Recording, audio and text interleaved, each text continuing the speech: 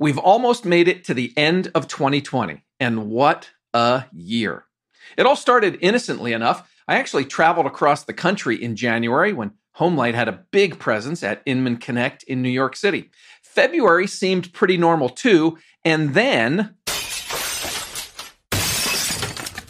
everything fell apart in March. The coronavirus hit. Real estate was shut down in many parts of the country, at least temporarily. In some states, you were declared non-essential. But while much of the economy was crashing around you, real estate stayed strong. The housing market defied expectations. It was arguably the brightest light in the national economy. Still, there were plenty of challenges. Inventory was lower than ever, bidding wars more common than ever, open houses, door knocking, pop buys, and client events? Forget it. 2020 didn't care whether you got your license 3 months or 3 decades ago. I've been an agent for just over 29 years in Portland, Oregon. And, so I think I know something, right? You think you know something. But the truth is, every day you have to be open to learning, what new thing do I need to know? That's Bonnie Roseman talking to me back in April from episode 11 of The Walkthrough. As I think back about how this year played out, I hope this podcast helped answer that question for you every week. What new thing do I need to know? On every show, you hear me say this. I say that we're on a journey to learn how the best agents grow your business, stand out from the crowd, and become irreplaceable. Today, on our last episode of 2020, I want to share some background on that. Why do I say that on every show? And more importantly, how did it show up in the 40 episodes that we published over the past 9 months? It's our best of 2020 year in review episode. This is The Walkthrough.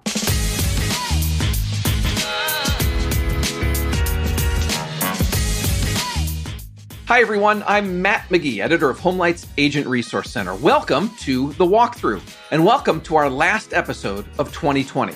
This one's going to be a little different than normal. I want to peel back the curtain for the next couple minutes and talk about why HomeLight spent the past 9 months doing a weekly podcast. And then, for the rest of the show, I'll illustrate that why with some of my favorite highlights from the 40 episodes we put out this year. This is the point in the show when I explain why you should listen and subscribe to The Walkthrough. I say that you'll learn what's working right now from the best real estate agents and industry experts in the country. And then I say we're on a journey to find out how great agents grow their business, stand out from the crowd, and become irreplaceable. Have you ever wondered why I say that? Grow your business, that's easy enough, right? Everyone wants that. But in HomeLight's case, there's a little more to it than that. And then, what's with standing out from the crowd and becoming irreplaceable? Let me explain. As a business owner, you may have a motto or a mission statement, something that describes who your target client is, what their needs are, and how you can solve them. We did the same thing with The Walkthrough. When a buyer or seller comes to HomeLight to find an agent, we want to connect them with the best agents in the country. That's why it's important to us to help you grow your business and be the best agent you can be. Our target audience for this show is successful real estate agents like you. You have happy clients, you have a successful business, but maybe you've hit a plateau and you want to level up. Instead of 30 transactions a year, you want to do 60. Or instead of 100, you want to do 200. You have an itch to keep improving. That's why I say that we want to help you grow your business. When you look around the industry, it all looks the same. Everyone's saying and doing the same things. All the Facebook posts, all the listing videos, it all looks the same. And you realize that maybe you don't look or sound much different from them. That's why I say that we want to help you stand out from the crowd. Meanwhile, you see the industry changing all around you. Lead generation is changing. Lead conversion is changing. Your clients love you, but let's face it, they can go online and look at homes or find out what their home is worth without any help from you. What's worse, some people and companies are saying that agents like you aren't even necessary anymore. They think technology can replace great agents. We don't think that. That's why I say we want to help you become irreplaceable. All of that is why we created the walkthrough. It's why I say in every episode that Homelight believes in real estate agents. It's why I say that this show is a journey. Our goal this year was to explore what makes you successful, what makes you different, and what makes you irreplaceable to your clients. And not just to explore, but to start a movement of agents like you who believe the same things we believe. And that'll be our goal next year too. I mean, I might change the wording a little bit. I don't know. Maybe I won't. That's one of the things we'll be thinking about while we're on our holiday break.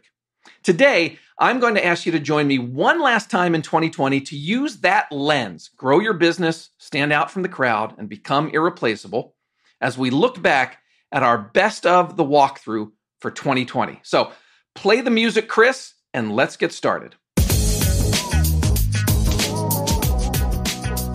One of my favorite shows of the year was when we had Brian Boero on, show number 13 back in May. Brian is the co-founder and CEO of 1000 Watt, an agency that works exclusively in real estate. I'd been reading their blog and newsletter, and I just knew that this would be a great conversation. We talked about branding. We talked about all kinds of things, but I still remember today when we talked about the sameness of real estate marketing. And Brian said something that hit me so hard, I had to stop the podcast right in its tracks so I could repeat what he said, not once, but twice, about the need to stand out from the crowd. Listen to this. The essence of marketing is doing or saying what your competitors are unwilling to say or unable to do.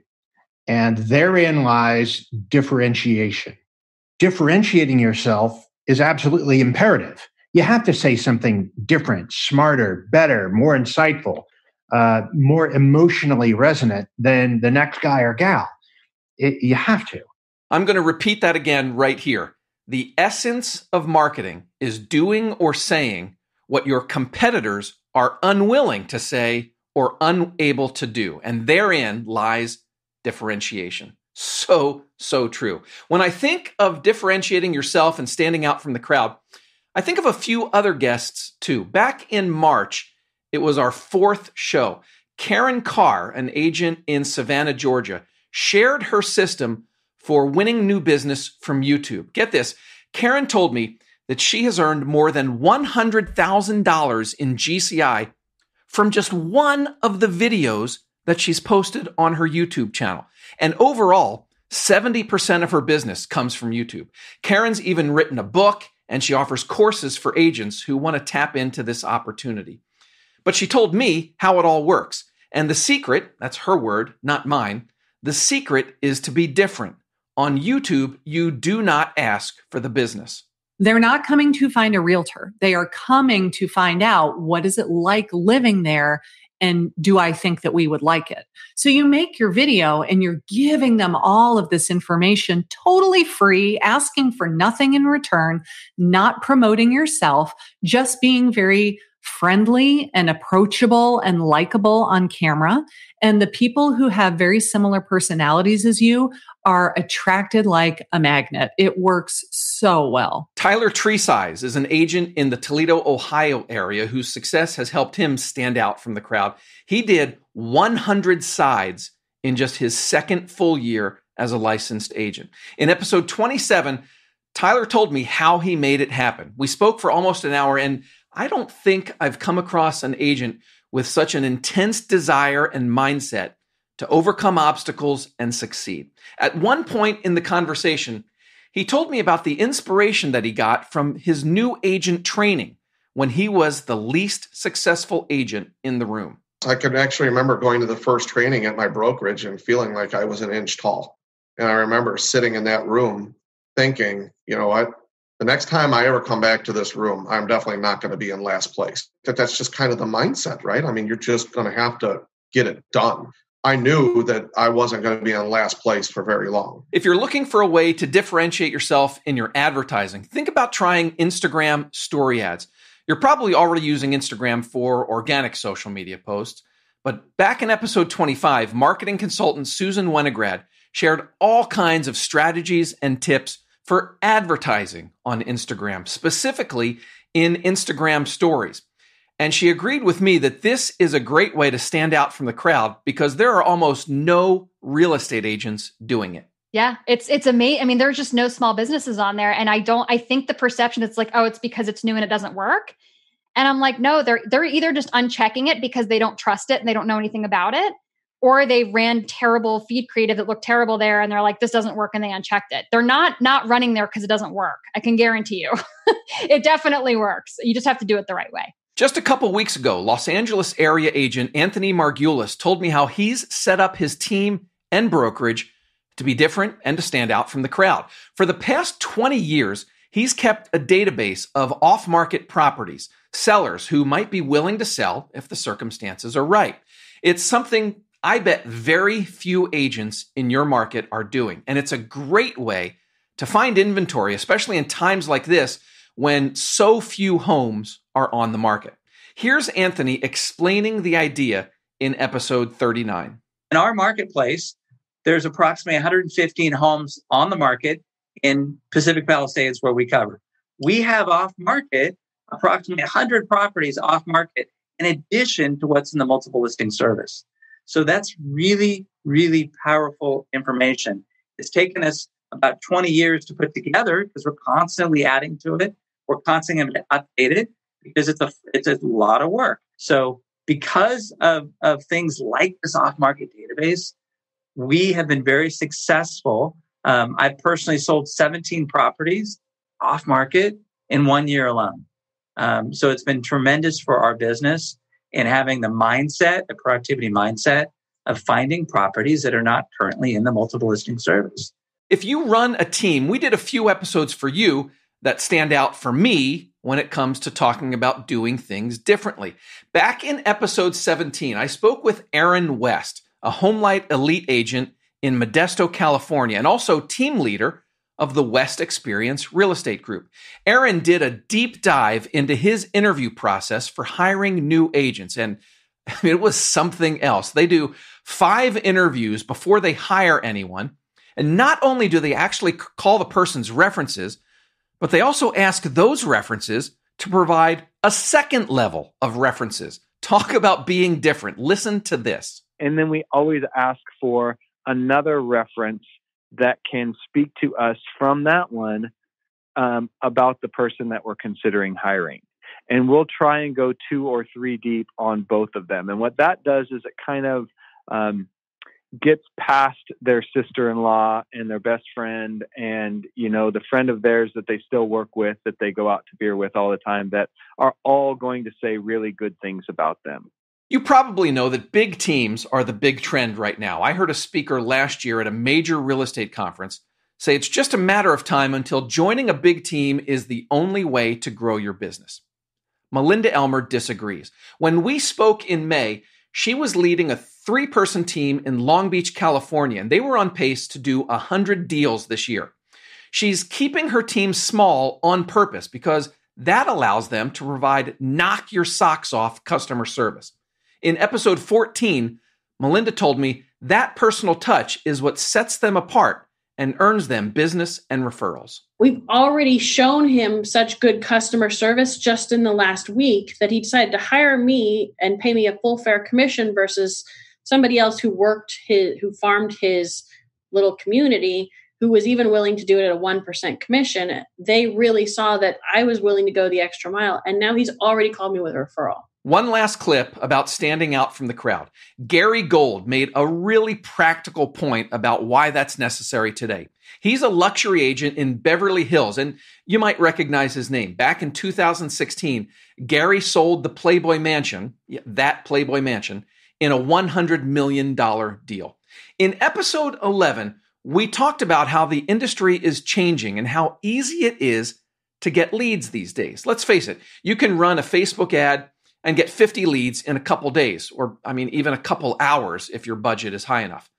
But as Gary points out, 10 other agents have that same lead. So you have to set yourself apart to win that business. You really need to be very, very disciplined in this business in terms of lead conversion. That's where all the money is. And that is, we can talk about all this stuff, the economy, COVID. What really, really matters And in my opinion, it's very, very easy to get a lead today. Leads are a dime a dozen. The rub is for every lead you get, 10 other people have that same lead. That's the deal. And where all the money is going from being that 1 of 10 to that 1. That's a sample of some of the shows where we went deep on things you can do to stand out from the crowd. And it's also a perfect transition into the grow your business piece of our podcast's mission statement. Maybe the best example of this focus was the series we did this summer with Elmer Morales and Jackie Soto, HomeLight elite agents in the Los Angeles area. Elmer and Jackie are not only HomeLight elite, but they're also best of Zillow. So when it comes to online leads, they are crushing it. Over the course of an hour, they basically shared their entire system for converting online leads, the whole thing in detail. I did a 2-part series with them, and it was so popular with listeners that I brought them back for part 3 just to answer listener questions. It was really tough to choose just one highlight from their appearance on the show, but I went with this clip here where I asked them how they feel about the idea, the complaint that online leads are bad. Online leads is something that we've been working on for 7 years now. So the one thing we discovered is an online lead is only bad if you're not prepared to deal with the nurture and how to answer phone calls and speak to lead. If you don't have systems in place, Matt, then that lead source is going to be really bad. We have a saying here, and it's there is no bad lead. There is no bad lead. At the end of the day, that connection is so valuable, whether they're ready right now, whether they're never ready. If you had a connection with a human being and you serviced him well, guess what? That human being has a mother, a father, sisters, brothers that are friends, coworkers that may want to buy or sell. And if you met this person and provided value at that appointment or on that phone call, they may think of you if you can nurture this relationship well enough as the professional to refer business to. That's Elmer Morales and Jackie Soto from our 3-part series. It was episodes 20 through 22. I love that series so much and those quotes so much because they speak to the importance of having systems and processes in place. I'm a systems guy. I mean, I really believe that repeatable systems are the surest path to success, especially in an industry that can be as emotional as real estate. You're helping people make what is probably the biggest and most important purchase of their lives.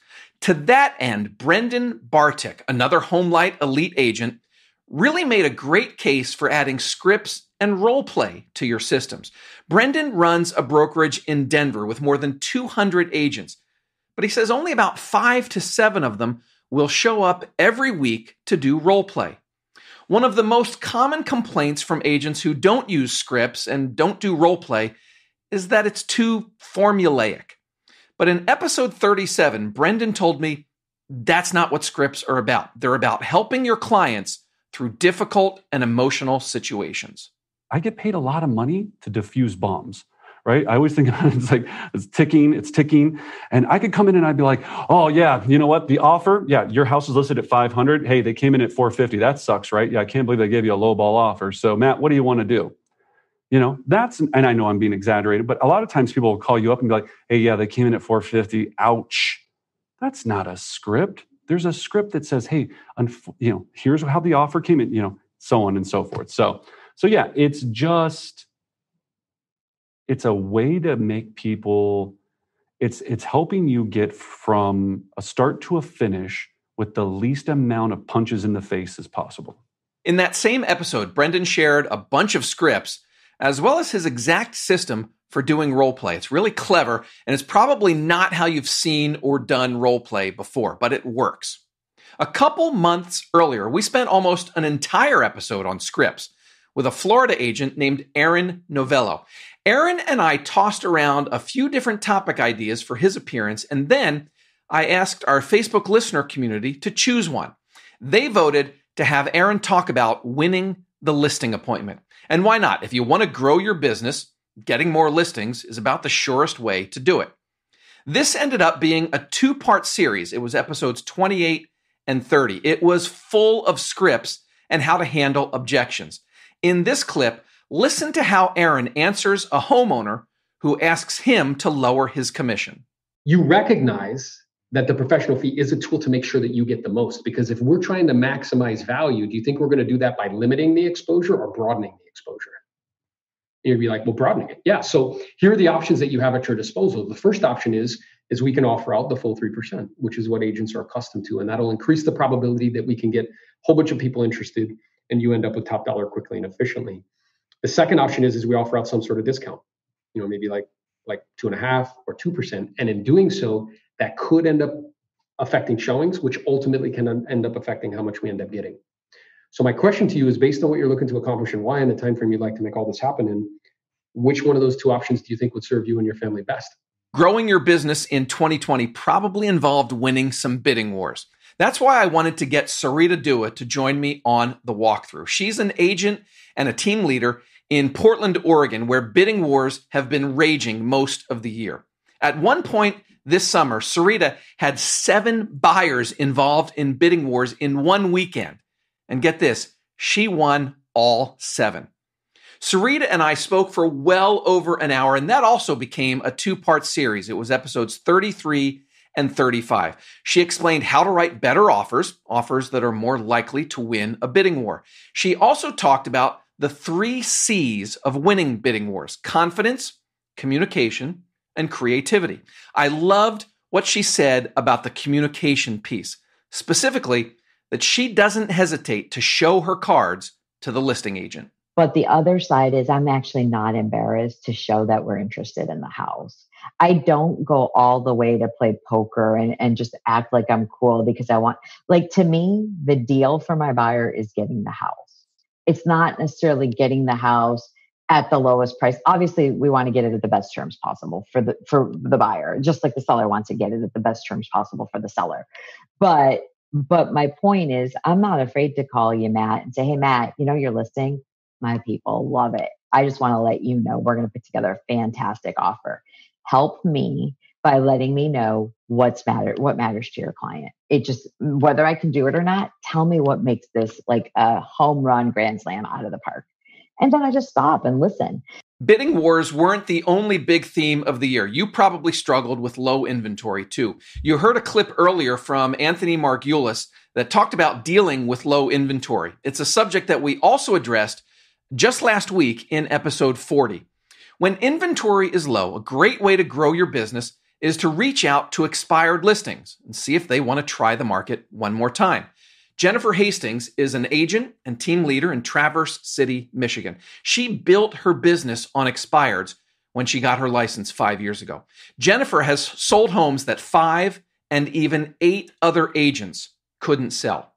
Her approach to expireds is a bit different than many agents. For starters, she doesn't contact them as soon as the listing expires, and she doesn't cold call either. She waits at least a week, and then she sends them a handwritten letter. Here's her advice for growing your business through expired listings. Study the property, understand it, figure out why you think it didn't sell, craft a letter that is sincere, that is honest, and that is unique to that person. Don't send out bulk mails where it's the same letter, because it's not the same house. Let them see that you've spent some time looking at it.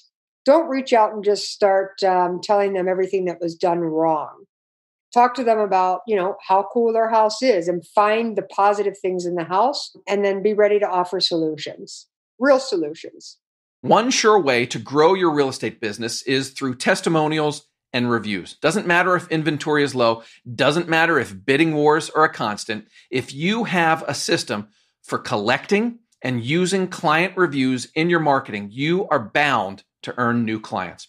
One of the most popular episodes we ran this year was all about reviews. Back in July, I had a longtime friend on the show named Mike Blumenthal. I don't know anybody who is more passionate or knowledgeable about online reviews. Mike co-founded a company called Gather Up. It's a review management platform.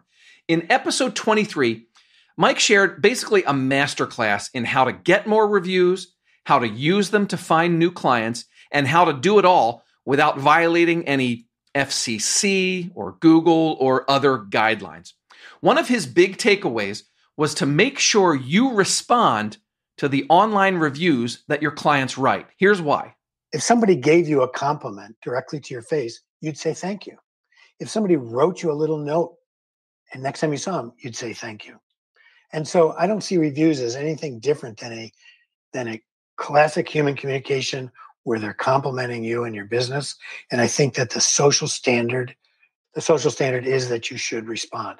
Now, from a technical point of view, we see there's some research that indicates that businesses get about a 1/4 point higher star rating when they respond to reviews because consumers realize that the business owner is watching it. Before I wrap up the Grow Your Business segment of today's show, I'd be remiss if I didn't talk about growing your business through HomeLight. I know a lot of you, hopefully all of you, are active on our platform, getting buyer and seller leads. And hopefully all of you want to get and convert more HomeLight leads. That's why I invited my coworker, Steve Mason, to come on the show earlier this month. Steve is our Director of Agent Success. He shared how HomeLight's algorithm works. What do we look at when a lead comes in and we need to send it out to 2 or 3 agents? Understanding that can help you get more leads. To help you convert more HomeLight leads, we listened in on a call between an agent and her HomeLight seller lead. In this next highlight, Steve is talking about that call that we listened to. He explains that successful agents are really, really good at asking questions to understand what the client is looking for. And she doesn't just stop at the one. You'll hear the client give an answer, and then she'll say, fantastic. And why is that important to you? It's like peeling an onion. Katie continues to peel this onion. And by the end of it, she's uncovered what this referral actually wants. And because Katie's team is a really great team, she says, we can do all those things for you.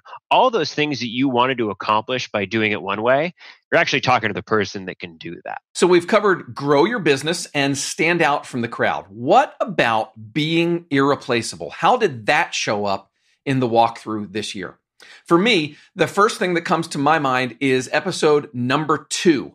Raylene Lewis, a HomeLight elite agent in Texas, was my guest. And she told a story that you have to hear to believe. A widow came to Raylene for help after several other agents said, no thanks. Raylene basically had 2 weeks to keep this client out of foreclosure. She ran into numerous walls along the way. She even had people telling her, quote, the deal is dead, just 3 days before closing. But the deal wasn't dead. Raylene rescued it and it closed on time. Here's how she described it. You kind of have to think of it from a true salesperson standpoint on how can I get from point A to point B? And maybe that's why the other agents couldn't. I mean, I'm sure she told them, well, there's no will, right? And we've only got 14 days. And as soon as you say the address of the property, about how much the property is going to be. And so, it's easier for some people, I guess, not to try, especially when there's not that much money involved. I mean, this was a cheap deal and it took a lot of time. But for me, a large part of the fun is solving the problem, reaching the goal and helping the client. So, some agents go the extra mile and others don't. Incredible story. And as I said in that episode, next time you hear someone say agents aren't necessary, tell them about Raylene's story. Or tell them what Abby Walters is doing in Virginia. Abby has built an unbeatable referral business. She goes out of her way to stay top of mind with her clients, other agents, lenders, and other business partners too. Abby is also a fixture in the community. She sponsors local teams and events. She supports community projects and organizations, not just with her money, but with her time as well. The community relies on Abby so much that locals are afraid that they're asking her to do too much too often. They're not. As she explained in episode 18 back in June, Abby considers it her duty to give back to the community. So, my husband does our financials and he's like, you're already at your donations limit halfway through the year. I'm like, bump it up then. So yeah, large advertising budget and donations budget, but I just feel like, that's what I'm here for. I'm blessed to do what I do and get paid handsomely for it, and I should give some of that back to the community. Abby has the mindset to be irreplaceable to her community, and I really do think it is a mindset thing. Both Raylene and Abby and, a lot of the other guests that I've been lucky enough to talk to this year have a mindset to serve, to help, to solve problems. And that's why they do the great things they do. I love how Tom Tezak explained this mindset back in episode number 9. Tom is a successful agent on Maui, so you can understand why he uses oceanic terms to describe this mindset of being irreplaceable. Are you the lighthouse or are you the wave? Are you the beacon? Are you the person that stands tall and leads the way to protect the boats that are out at sea? And those boats are our clients. Those boats are our teammates. Or are you the wave that just recklessly blows in around the lighthouse and throws stuff, rocks and coral and shells and fish all over the place? And I see that. I made that connection between realtors that I know. And some of them come just barreling in without a clue what they're doing and just scatter things everywhere. And some of them are sort of that beacon that you look up to. And I want to be that beacon for my agents. I want to be that beacon for my clients. And so my goal is to be the lighthouse, not the wave. That's one of my favorite clips from the whole season and a perfect way to sum things up. I hope all of that explains why I talk in every episode about growing your business, standing out from the crowd, and becoming irreplaceable. And I hope the walkthrough helped you do all that in 2020. Don't go away yet. There's one more highlight I want to share from this year that I think will get you fired up for 2021. But first, a couple programming notes. As I mentioned, this is our last episode of 2020. We're going to use the holidays to sort of take a step back, start putting together plans for 2021, freshen up some elements of the show, and then we will return in January, ready and raring to go. Very soon, probably in the next week or two, we're going to send out a listener survey that'll help us learn what you like or don't like about the walkthrough and how we can help you better in 2021. If you are hearing my voice right now, you should get that survey invite via email. Now, if we get to, say, like early December and you haven't been invited to do the survey, please email me to let me know, and I will send you the link. You can use walkthrough@homelight.com. Our Facebook listener community will remain active and open over the holidays. If time allows, I'm kind of hoping to test maybe some video and webinar type content in there for listeners over the next month. Please, if you're a listener, do join us. Just search Homelight Walkthrough on Facebook. It'll come right up. Okay, one last highlight from this year, and then I'll come back to wrap things up. Before we launched the walkthrough, I made a list of guests that I wanted to have on the show. It turns out that even though we were a new show, totally unproven, nobody had a clue who I was, we somehow managed to convince a few of those guests to come on and talk to you. Probably none of those guests was bigger than Tom Ferry. You all know his name, the #1 ranked real estate coach, clients all over the world. I did a 2-part series with Tom. It was episodes 15 and 16 back in late May and early June. Part 1 was a masterclass in how to get more listings. You should listen to that soon if you missed it before, or even if you heard it then, listen to it again. In part 2, we talked about the future and all of the changes happening in the industry.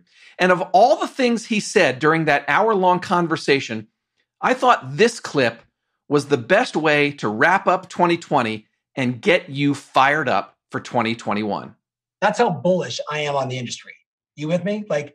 There is going to be so many great agents that are birthed from this, right? I'm excited just thinking about it because this is all the great companies of our time that we admire today all started in financial crisis times. Facebook, Amazon, right? Instagram, no, but Disney, IBM, Apple, all these iconic brands all started during recessions. Congratulations, everybody. It's your time. It's your time. Amen to that. Instead of our takeaways segment, let me do a quick thank you segment. Number one, thanks to Chris Enns, a dear friend of mine and the guy who handles audio production on this show every week. If you know anyone who needs a great podcast editor, please let me put you in touch with Chris. Number two, thanks to my boss at Homelight, Matt Proctor, for giving me the creative freedom to serve you in the best way I can. Thanks to the content team, the design team, and everybody at Homelight who helped bring this show to life. Number three, thanks to all the guests who've been on the show this year. You know, there was no way to include highlights from all 40 episodes in this recap today, but please know that your involvement in the show mattered and will always be appreciated. And then number four, the biggest thanks of all goes to you. Thank you for listening. Thank you for telling your friends and fellow agents about this show. Thank you for the 5-star ratings and reviews on Apple and elsewhere. Thank you for the incredibly kind emails and voicemails that you've left about the walkthrough. Putting together a weekly podcast, it's not easy. And when there were struggles, no lie, a kind word from a listener really helped us keep pushing forward. Thank you, thank you, thank you. All right, if you want to reach me between now and when we restart in January, you can leave a voicemail or text. It's 415-322-3328. You can send an email to walkthrough@homelight.com or find me in our Facebook listener community. Again, just search Homelight Walkthrough and it will come right up. That is all for this week. That's all for this year.